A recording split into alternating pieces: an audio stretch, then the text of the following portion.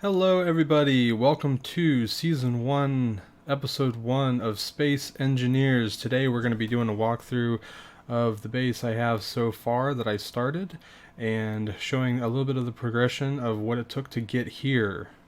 Alright guys, and before we get started here, quick disclaimer, some of the beginning part of this video is going to be a how-to / tutorial of how to get started in this game.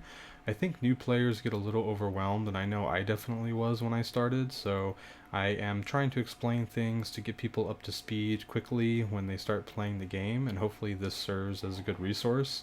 If you want to jump ahead to see the base that I created, there will be information in the description of this video below for what timestamp to jump to skip past the tutorial / beginner part of what you're about to see now.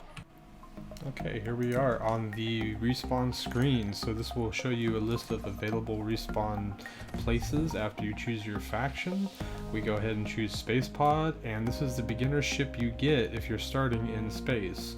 It's highly recommended to start in space versus on a Earth-like planet or otherwise, any other planet rather. It's just a lot easier to get started and not have to fight the gravity on Earth. Here in the ship we see the survival kit. This is where you're going to respawn if you die on the server.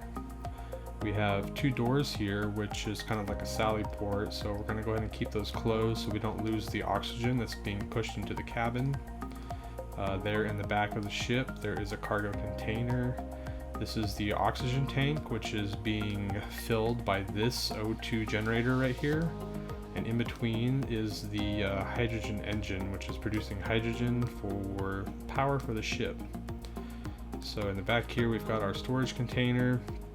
We're going to go ahead and grab our two bottles, the hydrogen and the oxygen. So luckily we've started near an asteroid over here, and we're going to go ahead and start mining. Alright, we're going to go ahead and hit the number 1 key because that's where our hand drill is currently mapped to, as we can see down there in the hotbar in the very bottom middle of the screen. I use V, and I like to mine in third person so that I can see where all of the ore and all the stuff that I'm going to collect is floating to, and I can quickly grab it. And also it's a great chance to go ahead and check out your snazzy cheetah leopard pajamas that you have on. So when you first start the game, there's going to be a lot of mining. That's just how it goes. You're going to have to go out and drill a bunch of rock and get a bunch of stone, put that into the survival kit. On this ship, the survival kit is linked up to the back cargo container, so you can go ahead and throw it in the cargo container, and you will be able to access the survival kit from there. It'll prevent you from having to go through those two doors and make it a lot more tedious. So go ahead and gather your stone, and here we can see we're going to go ahead and throw it in the back cargo container like I said. There's a hotkey that makes it really quick and easy to do this. If you hit Alt and middle mouse button, you can deposit all of the ores back there. Alright, so we've got a bunch of ingots here queued up in our production queue. We're going to go ahead and move those steel plates to the front. You can assign an order of which you want to process first. I'm going to go ahead and grab those steel plates, double click, and put them into my personal inventory on my character. And we're going to get ready to go ahead and put the refinery and the assembler and the drill on the front of the ship. So every time I start in space, this is the setup that I use. I find it pretty easy to do after a bit of grinding away and mining that stone.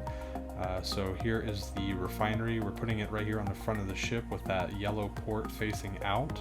We're later going to go ahead and attach a drill to the very front of this refinery so that when the drill is collecting resources, it's going to go right into the refinery and get refined right away.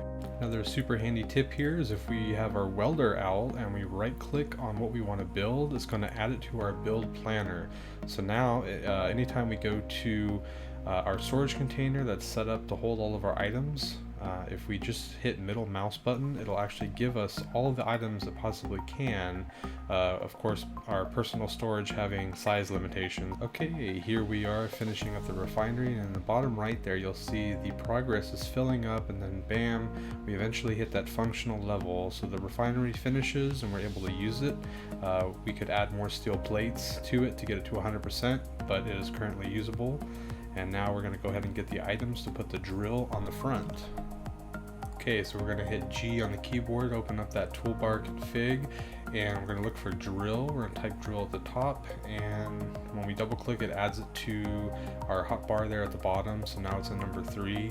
It's not letting me place the drill, and I thought it was because I'm too close to the asteroid that's in front of the ship. So here I'm moving the ship back, but lo and behold, it's actually because I have been playing on this server previously, and this server limits the amount of items that you can have, so you cannot have more than 5 drills on the server at one time, and this would be the 6th drill that I would be trying to place. So unfortunately we're not able to put the drill on the front of the refinery here, but that is what we are trying to do in this configuration that we see right here.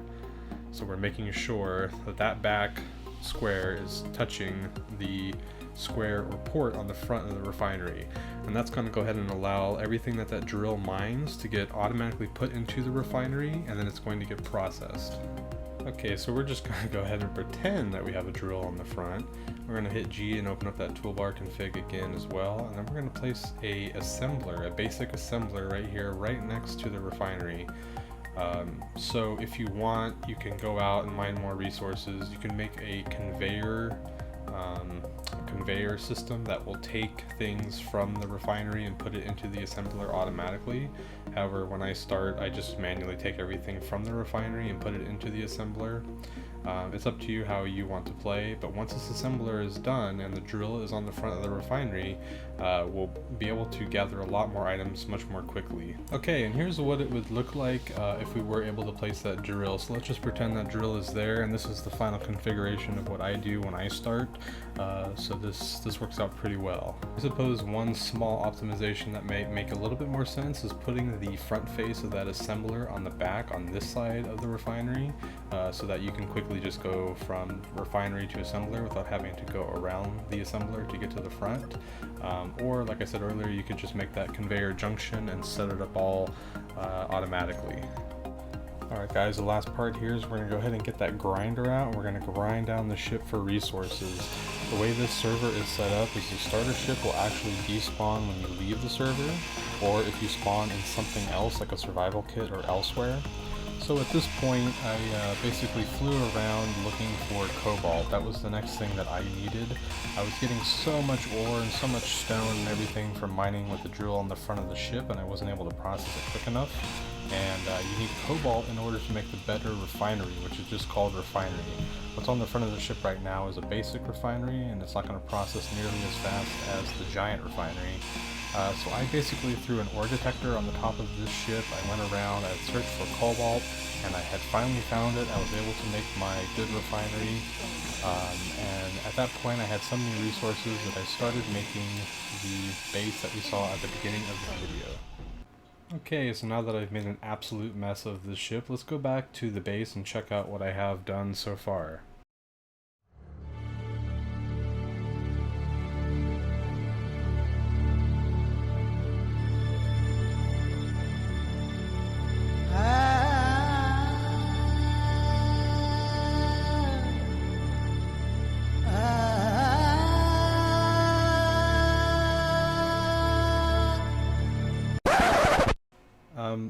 Yeah, the space is not epic enough for that awesome intro music right there, but hey, let's take a tour anyway and see what I have so far.